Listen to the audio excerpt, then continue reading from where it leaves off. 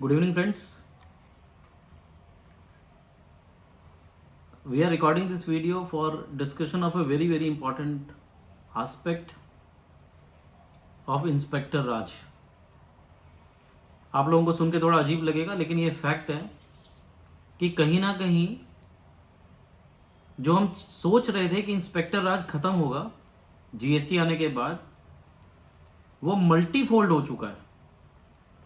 ना ही केवल जीएसटी में, आप जीएसटी में रोज देखते हो कि एक इंस्पेक्टर ने किसी का बैंक अकाउंट फ्रीज कर दिया, सुपरिटेंडेंट ने बैंक अकाउंट फ्रीज कर दिया, किसी के यहाँ सर्च कर लिया, किसी को अरेस्ट कर लिया, किसी की गाड़ी डिटेन कर दी.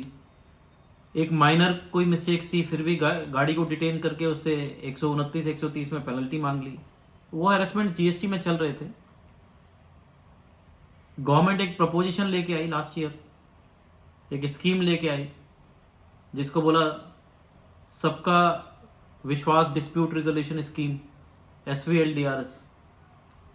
गवर्नमेंट ने उसके प्रियम्बल प्रीफेस में ये बोला कि जो इंटेंशन है वो ऑस्ट्रेलियन रिजीम के जितने भी डिस्प्यूट्स चल रहे हैं या जो पेंडिंग मैटर्स हैं उसको सेटल करने का इंटेंशन है कि एक हाथ हम आगे बढ़ाते हैं, एक हाथ आप आगे बढ़ाएं, एंड दोनों मिलके कुछ बीच का रास्ता वर्कआउट करते हैं, और इसलिए ये स्कीम लेके आए.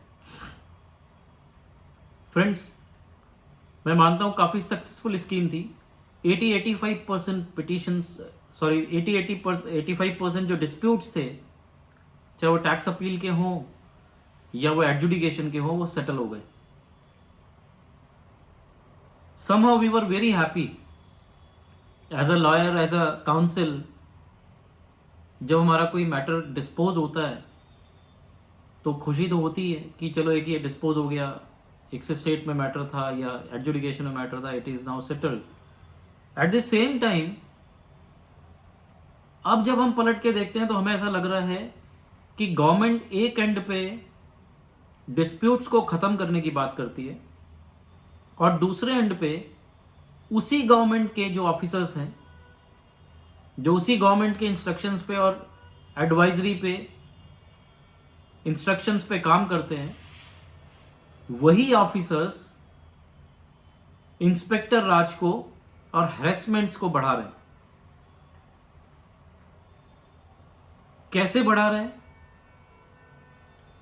आज फ्रेंड्स आप देख रहे हो कि जो भी इनडायरेक्ट टैक्स की प्रैक्टिस में है, आज की डेट में तो हर व्यक्ति जो प्रैक्टिस करता है वो इनडायरेक्ट टैक्स की प्रैक्टिस भी कर रहा है, बिकॉज जीएसटी की प्रैक्टिस वो करता है.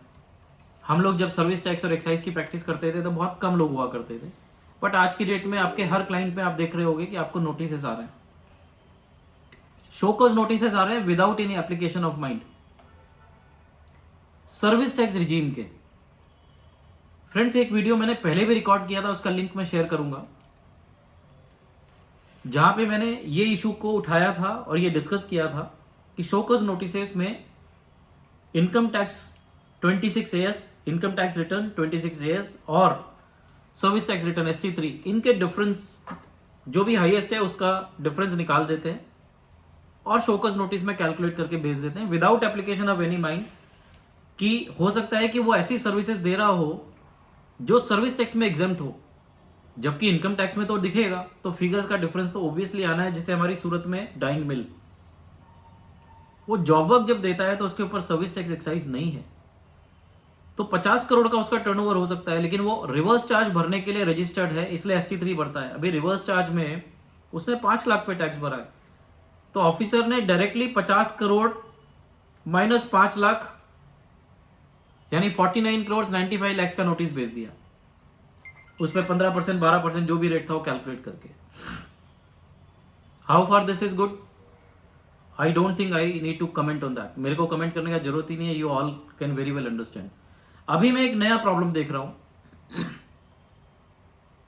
काफी ऐसे केसेस हैं जहां पे ये शोकॉज नोटिसेस आए, और वो ईयर्स के आए जिन ईयर्स में ऑलरेडी SVLDRS स्कीम में आदमी जा चुका है, एसएससी जा चुका है, और उसका SVLDRS का जो फॉर्म है, फॉर्म नंबर 4 आई थिंक, जो डिस्चार्ज सर्टिफिकेट है, वो भी उसको मिल चुका है. नाउ अनफॉर्चुनेटली ये इस बात को दिखाता है कि डिपार्टमेंट के अंदर ही कोई कोऑर्डिनेशन नहीं है. ऐसे बहुत सारे केसेस मैंने अभी देखे जहां पे ऑडिट रिपोर्ट है डिपार्टमेंट का एक विंग, एक आर्म जाके ऑडिट कर चुका, उसको सर्टिफिकेट दे चुका, और उसके बाद उसी पीरियड का शोकॉज नोटिस आ गया. How unfortunate this is. This is so very unfortunate that once you are settling something, you yourself are issuing show cause notice for the same period on the same impact. This is so unfortunate.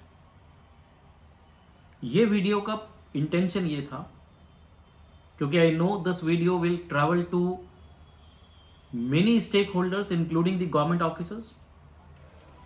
Please bear in mind officers कि आप जो ये notices भेज रहे हैं ये आप ही के लेवल पे ड्रॉप हो जाएंगे, बिकॉज यहां पे एप्लीकेशन ऑफ माइंड है ही नहीं.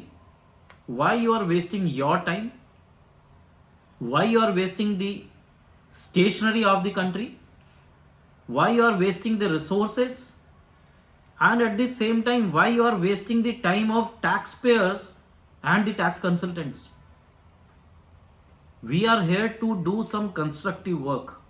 जहां पे इंटरप्रिटेशन की प्रॉब्लम्स हो, जहां पे जेन्युइन कॉजेज हो, आप इन जेन्युइन कॉजेज को क्रिएट करके you are trying to create a mess out of it, and it is so very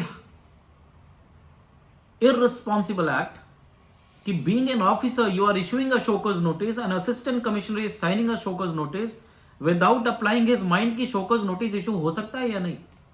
या वो कहीं ऐसा तो नहीं, एक बेसिक होमवर्क भी नहीं है कि कहीं ऐसा तो नहीं है कि SVL DRS में कंप्लीट हो गया या ऑडिट कंप्लीट हो गया, there is no homework. Meaning thereby इससे ये स्पष्ट होता है कि आपका काम केवल शो कॉज नोटिस देना है. उसके बाद सामने वाला खुद एक्सप्लेन करेगा ना कि मैंने तो SVL DRS में इसको कर लिया, मैंने तो इसका ऑडिट रिपोर्ट कर लिया, और फिर आप उसको ड्रॉप कर दोगे. But have you ever understood जो आपने लाखों नोटिसेस इशू किए हैं उसमें कितने मैन आवर्स आपने वेस्ट किए और कितने मैन आवर्स अभी और वेस्ट होंगे, और उन्हीं में से कुछ ऑफिसर्स ऐसे होंगे जो उसको भी कंफर्म कर देंगे, and then will have to again start the disputes. आप अपील फाइल करेंगे और उसके बाद वापस आर्ग्यू करेंगे, फिर वो सेकंड अपील में जाएगा and then it will get settled. Please apply your mind, and it's a humble request with folded hands. It's a very humble request with folded hands, friends. Please try and drop all these notices at your end itself. आप एक homework कर लीजिए. If that matter is covered into SVL DRS, drop it. If it is covered into audit, drop it, because वो आप ही काम है. या तो फिर आप ये बोल दीजिए ओपनली कि मेरे दूसरे आर्म ने जो काम किया, ऑडिट वाली टीम ने जो काम किया, मैं उस पर रिलाई नहीं करता. It's a humble request to all the stakeholders, to all the learned officers, to all the senior officers, to all the persons who are sitting in the ministry making the policies, to please take a call on these kind of show cause notices and try to get it settled, because लाखों show cause notices issue हुए हैं, हजारों cases settle हुए disputes, और लाखों cases बन गए. So it is not with the intention of getting the disputes over, but unfortunately it is going to increase disputes multifold. So please settle it. Please try to take a call. Please try to withdraw the show cause notices in the genuine cases at least. There might be some ingenuine things, but हमारा संविधान और हमारी law making clearly कहती है कि अगर 100 लोग गुनाहगार हों और बच रहे हों तो आप उनको छोड़ दीजिए, लेकिन किसी एक बेगुनाह को आप बिना किसी गुनाह के सजा मत दीजिए. So please don't harass the genuine tax payers. With this I once again submit. Please think over it and try to help the taxpayers. Thank you so much. Thank you.